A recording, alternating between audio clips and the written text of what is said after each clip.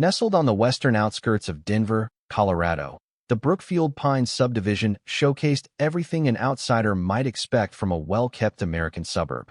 Each home, be it a two-story colonial or a sprawling ranch, sat behind a manicured lawn, framed by neat flower beds and matching mailboxes. On clear days, one could glimpse the rugged outlines of the Rockies in the distance. Local children biked around the winding streets, and older residents often lounged on front porches, sipping iced tea and chatting about the changing weather. Beneath the postcard-perfect calm, however, lay the formidable influence of the Brookfield Pines Homeowners Association, HOA. Like many such organizations, it managed everything from fence heights to mailbox colors, enforcing a rulebook that spanned dozens of pages. Most residents found the rules tolerable enough. After all, they preserved property values and a sense of order. But there was one figure whose fervor for policing others' compliance overshadowed everyone else. HOA Karen Kildare, though almost no one dared call her Karen to her face. In her late 50s, with precisely coiffed blonde hair and a penchant for pastel cardigans, Karen had maneuvered her way onto the HOA's board the year she moved in. She quickly took control of the Community Standards Subcommittee, interpreting her role as a license to roam the neighborhood, phone in hand, ready to document any perceived transgression. If she caught sight of a basketball hoop left standing an hour after dusk, or a weed creeping over the sidewalk, she'd whip out her phone, snap a photo, and file a complaint with the board. Her emails, dripping with condescending language, rarely left room for mercy or personal circumstances. Yet, aside from the occasional annoyance or small dispute, the friction Karen caused hadn't escalated beyond tense email threads and hushed exasperation. Residents often told each other, "That's just Karen being Karen," and attempted to avoid her crosshairs by following the HOA rules as faithfully as possible. That uneasy peace ended one May afternoon, when a small crisis converged upon one unsuspecting family, the Wilcox household. Their middle child, Ethan, had recently undergone surgery for a serious leg injury. He faced a long recovery, relying on a pair of crutches to move about. Unbeknownst to them, Ethan's presence, and those crutches, would soon cross paths with Karen's fierce dedication to order. It was a collision that would unleash deeper cruelty than any neighbor had yet seen, and ignite a wave of compassion that no one had anticipated. The day it all began, Ethan hobbled outside for a bit of sunshine, his brand-new crutches squeaking slightly under his weight. He felt self-conscious, worried that the neighborhood kids might judge or pity him. But he also found hope in the gentle warmth of the sun and in the thought that soon, his rehab exercises would strengthen his muscles, letting him play freely again. He couldn't have guessed that a single woman's meddling would threaten even these modest steps toward normalcy. And so, the stage was set. A quiet suburban street, an overzealous HOA member named Karen, and a recovering child longing for a sense of freedom amid the neatly regimented lawns. As the early spring breeze whispered across the rooftops, no one foresaw the dramatic confrontation about to unfold, or the unforgettable lesson in compassion that would grow from it. Ethan Wilcox was 12 years old, an athletic, curly-haired boy whose favorite sport was soccer. In the past year, he had joined a local youth team, thriving on the camaraderie and the thrill of scoring goals. However, a fateful twist occurred mid-season. A bad collision during a game left Ethan with a fractured tibia requiring surgery.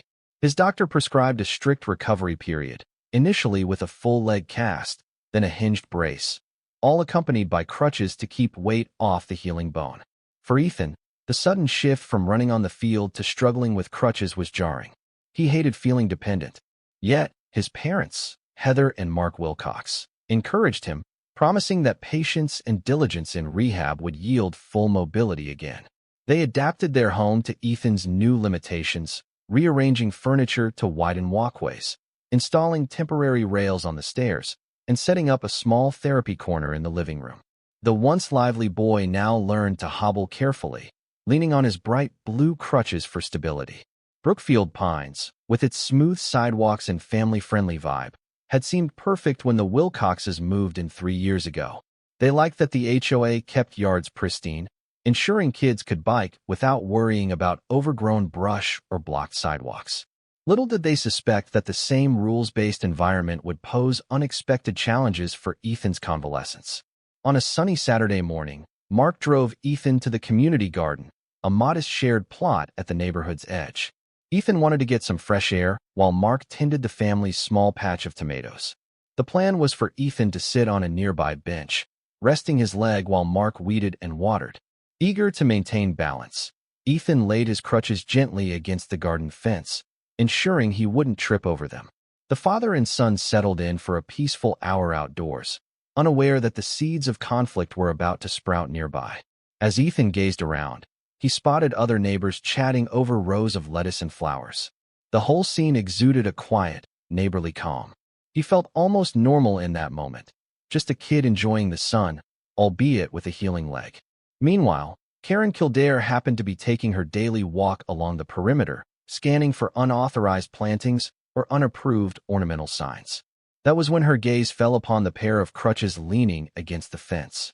No immediate confrontation occurred at that moment. Karen's face merely hardened in distaste as she walked by, muttering under her breath about random items left lying around. Ethan didn't notice her.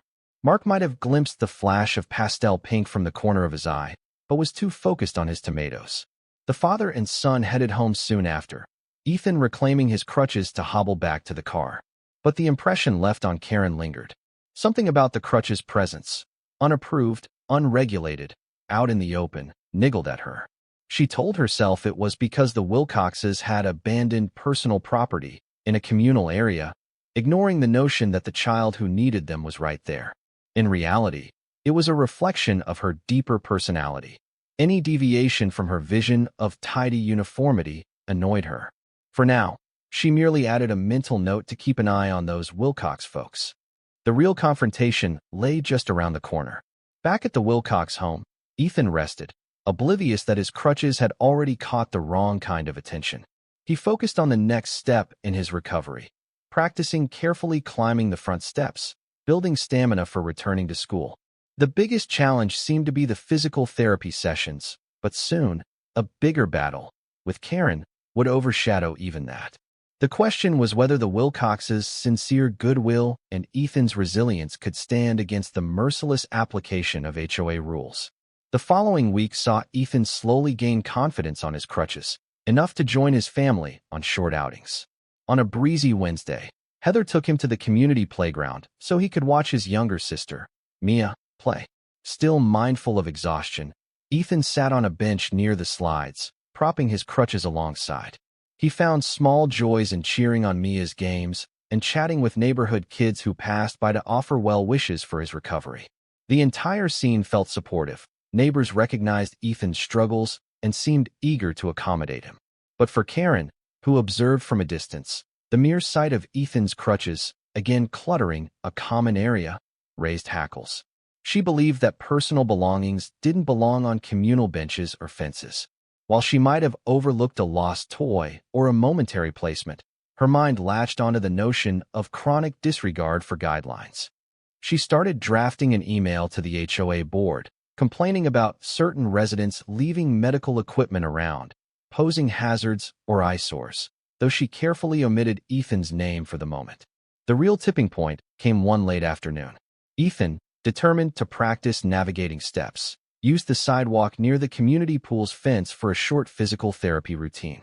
Mark supervised him. Whenever Ethan needed a brief rest, he leaned the crutches on the fence, focusing on his leg stretches. That was when Karen emerged, walking briskly, phone at the ready. She marched up, ignoring Mark's friendly greeting. "Excuse me," she snapped, pointing at the crutches. "You can't leave items lying around communal fences. They might scratch the paint or obstruct passers-by. This is not a personal storage area." Mark blinked, caught off guard. "He's just resting, ma'am. We're here for a few minutes. My son is recovering from surgery." Karen folded her arms. "Your situation is unfortunate, but rules are rules. I'm sure the HOA guidelines don't allow personal property against communal structures. If you must do therapy, do it inside your own yard or keep the crutches on your person at all times." Ethan, standing nearby, cheeks flushed with embarrassment, mumbled an apology and grabbed his crutches. Mark tried reasoning. "He's not harming anything. Let's have a bit of empathy, please." Karen's only response was a sniff of disapproval. She snapped a quick photo of the scene with her phone. Then she pivoted on her heel and stalked away. A knot of tension lodged in Ethan's stomach. He felt singled out, as though his injury was an inconvenience to the neighborhood. Mark frowned, comforting his son. "Don't worry, buddy. We've done nothing wrong. She's just set in her ways."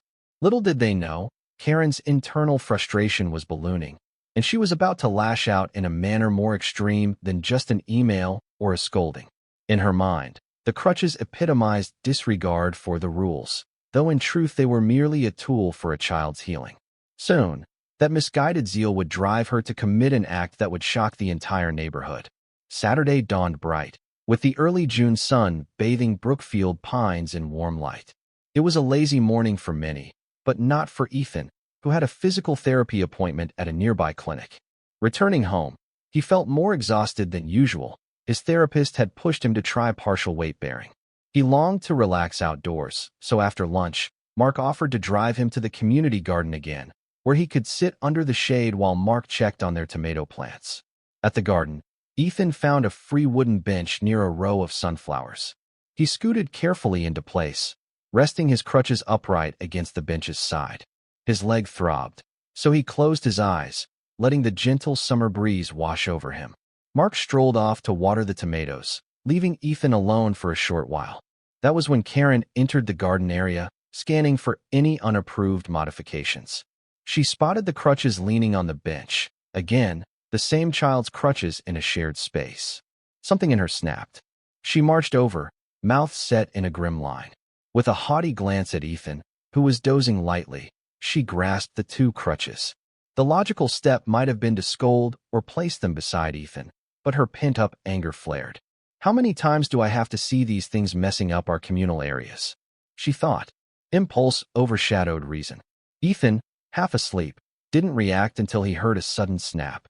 His eyes flew open in horror to see Karen forcibly yanking the aluminum crutches over her knee, as if trying to break them. The first crutch bent, but didn't fully break. She twisted with surprising ferocity, and the metal snapped in half, emitting a sharp crack.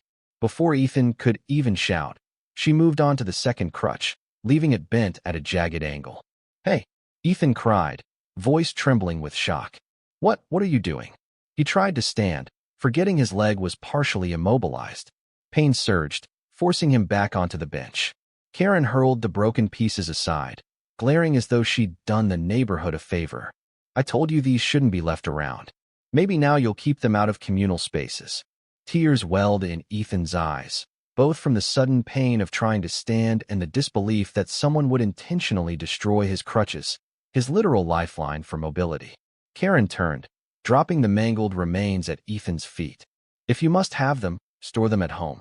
We don't accommodate personal clutter here." Stunned, Ethan gasped for breath, heart hammering. Karen walked off, chin held high, leaving him stranded. For a moment, Ethan couldn't even articulate the confusion swirling in his mind. Then fury and desperation surged. He fumbled for his phone, calling Mark. His father, alarmed, hurried over, finding Ethan trembling beside the twisted scraps of metal. Realizing what happened, Mark's face turned pale with rage. Neighbors, alerted by the commotion, rushed over. Among them, Rebecca Gray, a retiree who volunteered at the garden, stared in horror at the broken crutches. She comforted Ethan while Mark demanded an explanation from onlookers. Another bystander had glimpsed Karen departing, recognized her pastel cardigan. She was fiddling with the crutches, but I didn't realize she was actually destroying them, the bystander said, shock in her voice. Mark carefully helped Ethan to the car, picking up the battered crutches, tears stinging his own eyes. Who could be so callous? He wondered. On the drive home, he resolved to report this to the HOA, the police, whoever might hold Karen accountable. Meanwhile, Ethan sobbed quietly, not only from pain, but from the humiliating sense that his vulnerability was attacked for no reason. The quiet suburban veneer had shattered under Karen's cruelty, leaving a swirl of outrage and disbelief in its wake. News of Karen's shocking act spread like wildfire through Brookfield Pines. Social media groups buzzed with posts describing how she snapped a recovering child's crutches in half at the community garden. Neighbors reacted with anger and disgust, many calling for her immediate expulsion from the HOA board. Some suspected the story might be exaggerated. Could she really have done that? But Mark Wilcox shared photos of the broken crutches as proof, and eyewitnesses confirmed the account. Within hours, the HOA board found itself inundated with emails and calls demanding action. Their regularly scheduled meeting was still weeks away, but the pressure to hold an emergency session mounted. The board president, Linda Francis, convened a private Zoom call with the rest of the board, including Karen, to discuss how to proceed. According to inside sources, Karen initially tried to minimize the incident, claiming the crutches were abandoned property and that she merely disposed of them. But the story seemed far too extreme for that explanation to hold. Meanwhile, Mark and Heather debated filing a police report. Destroying medical equipment could be considered malicious mischief or vandalism. They spoke with an officer who sympathized but explained that pressing charges might be complicated if Karen claimed it was an accident or if local laws treated it as a minor property dispute. The Wilcoxes, uncertain how to proceed legally, focused on Ethan's immediate needs, acquiring a new pair of crutches or a knee scooter, ensuring he could continue rehab. Emotional damage weighed heavily. Ethan was shaken by the sheer malice displayed toward him. That weekend, several neighbors, some close friends, others mere acquaintances, stopped by the Wilcox home, offering support. They brought pies, small donations, or notes of solidarity. A few teens from Ethan's school chipped in a bit of money to help replace the crutches. Moved by the gesture, Mark and Heather realized that this was bigger than a personal grievance. It had become a symbol of the neighborhood's moral conscience. Karen's act had galvanized a wave of empathy they hadn't expected. In one conversation, a neighbor named Cynthia Bell, who dabbled in art therapy, suggested a more creative approach than just buying new standard crutches. "We should do something that shows we stand with Ethan," she said. "He's likely feeling singled out or ashamed. Maybe we can gift him a custom set, something that embraces his interests, so he feels supported and strong every time he uses them." The idea lit a spark in Mark's mind. The notion of turning a negative into an uplifting statement appealed to him. He started making calls, exploring if anyone knew an artist or craftsman who could design artistic crutches. The response was immediate. Rebecca Gray had a nephew who worked in custom design, and Craig Walters, a local woodworker, offered to help reinforce them. Bits and pieces of a plan emerged: gather funds from supportive neighbors, commission a one-of-a-kind set of crutches that reflected Ethan's favorite colors, characters, or sports teams. Present them to him as a surprise, letting him know the neighborhood rallied behind him. While Mark and the neighbors hashed out this plan in hush-hush group chats, Ethan continued his therapy with borrowed crutches from a local friend. He felt shy about the fiasco, reluctant to talk about it. But each time a neighbor waved or asked about his progress, he sensed how many people cared. The seeds of healing, not just physically but emotionally, were taking root. The memory of Karen's cruelty still lingered, but a growing wave of solidarity hinted that a more beautiful outcome might be on the horizon, one that would overshadow Karen's hostility entirely. Under normal circumstances, the HOA at Brookfield Pines functioned smoothly, handling petty disputes about fence lines or seasonal decorations. Karen, occupying her seat on the board, often swayed decisions by citing the rulebook or brandishing photos of infractions. This time, however, the scales had tipped dramatically. Half the neighborhood demanded she face consequences for breaking a child's medical equipment. In the days following the crutch breaking incident, the board scheduled an emergency meeting in the small community clubhouse. Residents filled the seats, some standing along the walls. Tension crackled in the air. Linda Francis, the president, called the session to order, acknowledging the serious nature of the accusations against Karen. At the front of the room, Karen sat stiffly, lips pressed together, her usual self-assured aura notably dampened. Mark Wilcox recounted the story in calm, direct terms. He displayed the bent aluminum remains of Ethan's crutches, describing how Karen snapped them with her bare hands. Gasps of horror rippled through the room. Ethan, present but staying close to his mother, listened quietly, his expression a mixture of sadness and lingering disbelief. A couple of bystanders confirmed the events, having witnessed Karen leaving the scene. When Karen had her turn to speak, she tried to pivot. She said the crutches were left in a public spot, unsupervised, that she accidentally damaged them while attempting to move them aside. She insisted she had no ill intent, that it was a misunderstanding. But the eyewitness accounts, along with the forceful snapping described, made her explanation ring hollow.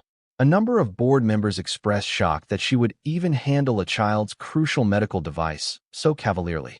The meeting's core debate revolved around what punishment or censure Karen might face. Some neighbors called for her removal from the board altogether, citing gross misconduct. Others pressed for a formal apology, restitution for the Crutches, or even a referral to law enforcement. Linda, presiding, tried to maintain order as the crowd's anger flared.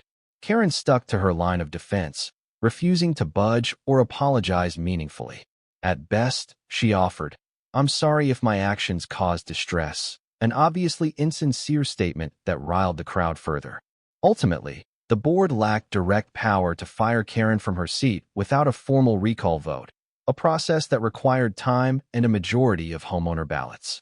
They did, however, pass a motion of censure, condemning her actions as unbefitting an HOA official. They also urged her to reimburse the Wilcox family for the cost of replacing the Crutches. But no immediate resolution emerged as to whether Karen would step down or face formal legal charges. She left the meeting in a swirl of whispered curses, ignoring the many glares and hostile whispers. Despite the anticlimactic outcome, Mark and Heather felt some relief seeing the board publicly denounce Karen. Ethan, though still unnerved, found solace in the knowledge that almost everyone in Brookfield Pines sided with him. Meanwhile, the neighbors behind the scenes continued planning a bigger surprise that might do more than a forced apology ever could: a custom Crutch Art set that would transform a symbol of injury into a beacon of solidarity. While Karen's future on the board remained uncertain, the seeds of a more powerful response had been sown. The entire fiasco displayed how the mightiest set of rules could never fully suppress a community's collective heart, and soon, that heart would manifest in a gesture that would leave even Karen with no illusions about who truly held moral authority on their quiet suburban street. Behind the scenes, the plan for Ethan's new Crutches accelerated.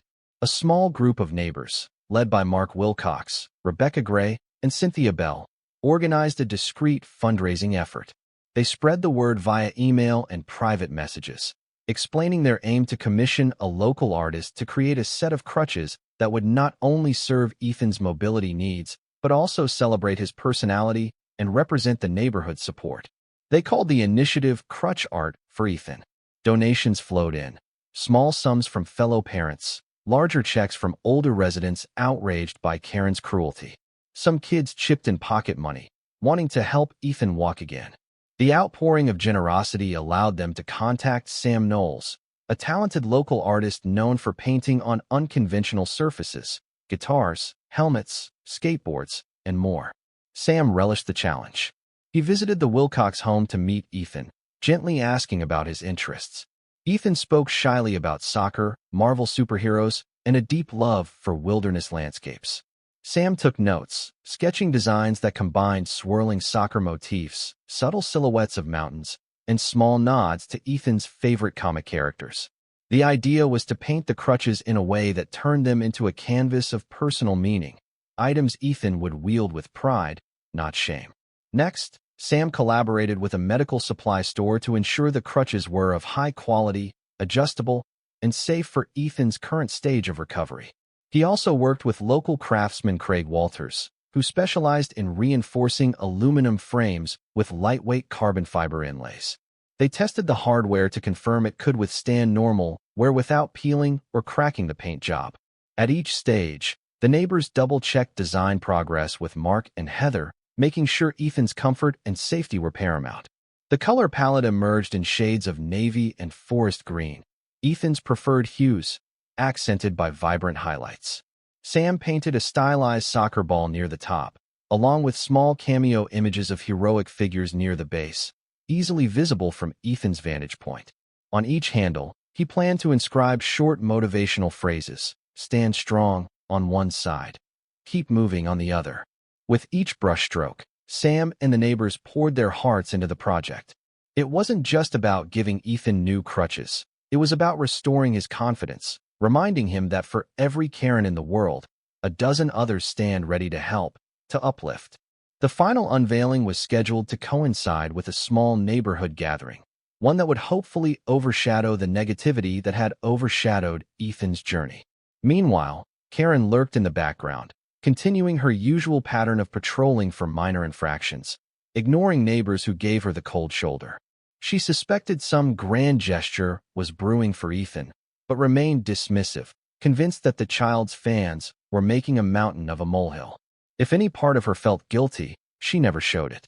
She carried on, brandishing her phone camera at an overgrown shrub or a slightly off-color fence. Yet her influence had undeniably waned. The board had censured her, and many neighbors actively shunned her. The moral tide had turned. Time marched on, bringing the day closer when Sam would finalize the paint job, affix the handle grips, and deliver the crutches. Ethan, still using a borrowed set of plain metal supports, had no idea the masterpiece in store. He only sensed that the neighborhood's kindness was giving him renewed courage, and that soon, he might stand taller against the memory of Karen's malicious act. The day of the crutches unveiling arrived under a clear blue sky. Word had spread that there would be a small gathering at the Wilcox home in the early evening. Neighbors were invited to drop by, share refreshments, and witness a special presentation. Ethan knew something was happening, but Mark and Heather kept the details vague, telling him that a few folks wanted to show support. By 6 p.m., the Wilcox's front yard had filled with around 20 neighbors. Some brought homemade cookies or snack trays. Others came empty-handed, but full of anticipation. The atmosphere resembled a mini block party, with laughter and warm chatter. Ethan, seated in a lawn chair with his old borrowed crutches resting beside him, watched with curiosity as a hush fell across the group. Sam Knowles stepped forward, flanked by Mark, who gently guided Ethan to stand up, leaning on his borrowed supports. Sam cleared his throat, addressing Ethan.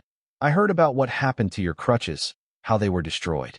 It made me angry, but it also inspired me to do something special. A bunch of neighbors chipped in, so I could design you a new set, one that hopefully makes you feel proud every time you stand."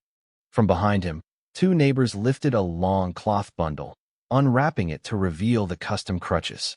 Gasps broke out among the onlookers, followed by applause. The crutches gleamed under the sun, their aluminum frames reinforced with carbon fiber overlays. Painted along the shafts were images of mountain peaks merging with soccer balls, swirling across vibrant navy and forest green backgrounds. Small superhero silhouettes perched near the top, and on each handle, in smooth white lettering, read "Stand Strong" and "Keep Moving." Ethan's eyes went wide. For a moment, he just stared. Then a shaky grin spread across his face, tears glistening. They're amazing," he whispered, voice cracking. Sam stepped closer, helping him set aside the borrowed crutches so he could test these new ones. They were adjusted perfectly to his height, the handles padded with a comfortable grip. As Ethan took a cautious step, the crowd watched, enthralled. The crutches felt sturdy, balanced, and they looked stunning. Neighbors clapped, some wiping their eyes. Mark and Heather each wrapped an arm around Ethan, proud and moved. Mark spoke with thick emotion. "We can't thank you enough. This is beyond anything we dreamed. Ethan's been through a lot, and this means so much." Cheers followed. A few kids from the neighborhood gave Ethan fist bumps, admiring the soccer designs and the hero figures. In that moment, the entire fiasco with Karen seemed distant. No one mentioned her name, focusing instead on the bright, creative expression of kindness that overshadowed her cruelty. The sense of unity was palpable. Brookfield Pines had come together not just to rectify an injustice, but to do so in a way that inspired hope. Everyone recognized that the negative act of breaking a child's supports had sparked an outpouring of love. Later, as the gathering wound down, neighbors drifted away, smiling, exchanging praises for the Crutch Art. Sam packed up his supplies, promising to drop by in a few weeks to touch up the paint if needed. Ethan lingered outside, gingerly practicing a few steps in the yard, occasionally running a finger over the painted designs. His parents watched from the porch, tears of gratitude sparkling in their eyes. In another house, a few doors down, Karen likely heard the applause. Perhaps she peered from behind curtains, registering how the community had responded to her vile act with something beautiful. If she felt remorse or jealousy, she kept it to herself. The wave of goodwill, however, was unstoppable. The neighborhood had turned the page, focusing on healing and celebration, proving that one person's malice could be outshone by collective empathy and creativity. In the aftermath of Ethan's new Crutches unveiling, the atmosphere around Brookfield Pines shifted noticeably. People who once tiptoed around Karen's constant vigilance began ignoring her sharper remarks or questioning her stances openly. When she approached them about minor HOA infractions, like improper mulch color, they'd shrug and say, "We have bigger concerns. Please email the board." The board itself, though not legally able to remove her without a formal recall election, grew more independent in its decisions. They increasingly dismissed Karen's enforcement requests as lacking compassion or perspective. In social gatherings, Karen found herself on the periphery. Residents who once tolerated her small talk no longer invited her to front-yard barbecues or neighborhood potlucks. The censure from the board, combined with widespread anger over her destruction of Ethan's Crutches, had effectively isolated her. Yet, she seemed unwilling to apologize or depart quietly. She still believed herself the guardian of community standards, even if fewer people listened. Meanwhile, Ethan's life took a happier turn. The custom Crutches boosted his morale. He regained some confidence, joking with friends at school about how no one else had superhero art on their mobility aids. His physical therapy progressed smoothly, and doctors predicted a near-complete recovery within months. On weekends, he'd sometimes walk around the neighborhood with Mark or Heather, practicing with the new Crutches, receiving waves and thumbs up from neighbors. It felt like an ongoing reminder that for every destructive person, there were dozens eager to build each other up. One sunny afternoon, Ethan ventured to the community garden again, leaning his vibrantly painted Crutches against the bench while he briefly stretched his recovering leg. A few passers-by admired the artwork, complimenting the bold colors. Karen also happened to be in the garden, but upon seeing the crowd's admiration, she simply glowered and kept her distance. The memory of her snapping the old set lingered as a silent indictment, and she seemed to sense that trying to meddle now would backfire further. That day, a neighbor named Eloise Park, who rarely spoke, approached Ethan. She quietly confessed to having a cousin with a disability, telling Ethan how proud she was that he carried such cool Crutches. "It's a statement, you know," she said with a smile. "You're telling everyone that a challenge doesn't break you, it inspires you." Ethan nodded, feeling a warmth at the idea. Indeed, the Crutches had become more than just a tool. They symbolized resilience. This shift extended beyond Ethan. Among the residents, a new spirit of unity and open-mindedness flourished. Others with medical conditions felt more comfortable discussing them openly.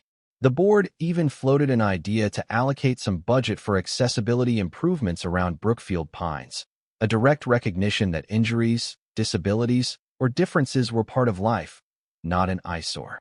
Karen, for her part, lost her stronghold on the Community Standards Subcommittee. Another board member took over much of that oversight, preferring a kinder approach to neighborly concerns. Though Karen still technically remained on the board until her term ended or a recall was triggered, her attempts at influencing policy or punishing violations were largely sidelined. The unstoppable wave of goodwill that formed around Ethan had, in effect, dethroned her from the seat of local power she once cherished. Thus, from the ashes of a shocking act of cruelty rose a neighborhood reconnected by empathy. The final resolution was close at hand, culminating in a moment of closure that would help Ethan fully move beyond the trauma, and perhaps offer a glimmer of redemption, or at least acceptance, that Karen's methods held no place in a community that valued decency above uniformity. Over the next few weeks, Ethan's condition improved steadily. With each physical therapy session, he gained strength. He began using just one crutch on occasion, freeing his other hand.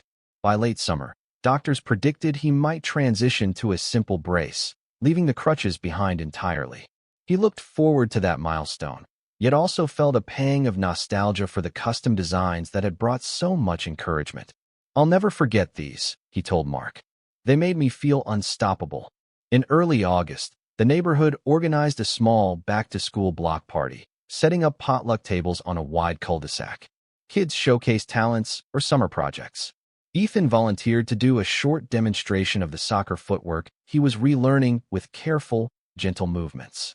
The entire community turned out, wanting to see how the once-injured boy was faring. The block party turned into a celebration of resilience, with everyone cheering as Ethan gently tapped a soccer ball back and forth, leaning on his single crutch.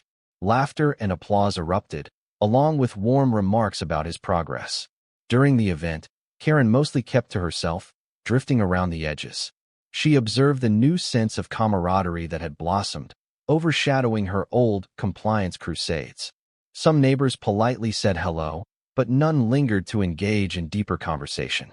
In a quiet moment, she found herself standing near the refreshment table, eyes briefly meeting Ethan's across the crowd. She opened her mouth as if to speak, but words failed her. Ethan, hesitant, managed a polite nod before returning to the circle of supportive friends. A final moment of closure came near sunset. Heather Wilcox, seeing Karen alone, approached with Ethan. Though Mark worried about a confrontation, Heather believed letting Ethan demonstrate his independence would be a better final note. They stood a few paces from Karen, who offered a strained half-smile. Ethan took a small breath and spoke softly. "I wanted to say, I forgive you for what you did." Karen looked startled, color draining from her face. I never meant to cause you harm," she stammered. Ethan, eyes steady, responded, "But you did. It really hurt me, physically, emotionally. But I have these new crutches now, and I'm healing. So I just wanted you to know. I'm letting it go." The boy's voice quivered slightly, but his resolve shone. Karen tried to speak again, but only managed a murmured, "Thank you," before turning away, perhaps shaken. Ethan walked off, head held high, leaning on his custom crutch. Heather gently patted his shoulder, proud of his grace. That was the last meaningful exchange between them. It wasn't a tidy moment of atonement. Karen didn't break down in tears or offer a heartfelt apology. But Ethan's act of forgiveness freed him from dwelling on her hostility, granting him peace that overshadowed any bitterness. When the block party concluded, neighbors parted with hugs, well wishes, and the shared recognition that Brookfield Pines had grown more compassionate from the ordeal. Over the following weeks, as school resumed, Ethan graduated from daily crutch use, carefully storing his artistic pair in a safe spot. A new chapter of mobility and possibility stretched before him. And so ended the saga of Karen's cruelty and Ethan's resilience. In place of a broken set of crutches, the community had gifted the boy a masterpiece that symbolized solidarity.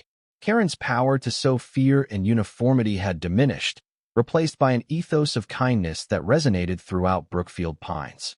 For Ethan, the memory of heartbreak was eclipsed by gratitude for the outpouring of support, and by the knowledge that, wherever cruelty arises, neighbors can unite to create an even greater good.